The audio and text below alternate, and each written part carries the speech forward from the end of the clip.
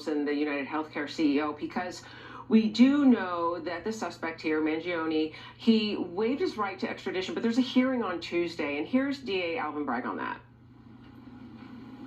The defendant may waive, but that waiver is not complete until a court proceeding, which my understanding from court officials in Pennsylvania cannot happen until Tuesday.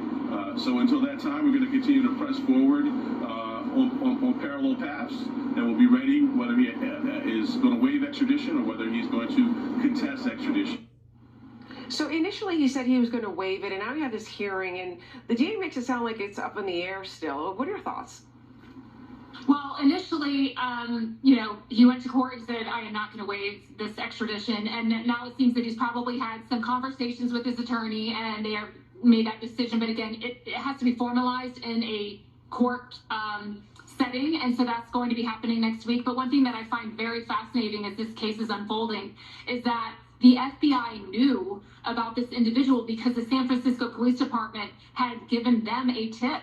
There was actually a wanted poster, a missing poster from the mother who had filed a missing report with San Francisco Police Department on November 18th.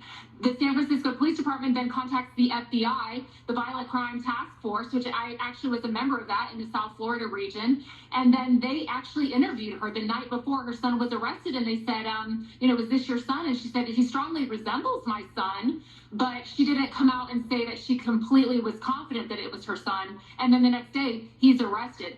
And they're saying that the NYPD did not know about it because the FBI hadn't provided that information yet to them. I would like to know which violent crime task force it was that interviewed the mother. Was it the one from New York or was it the one in San Francisco? Because if it was the one in New York, there should be members of NYPD on that task force.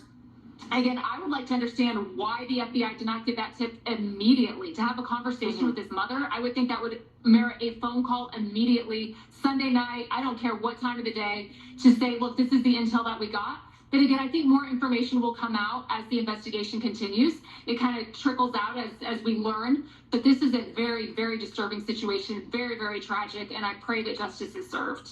Yeah.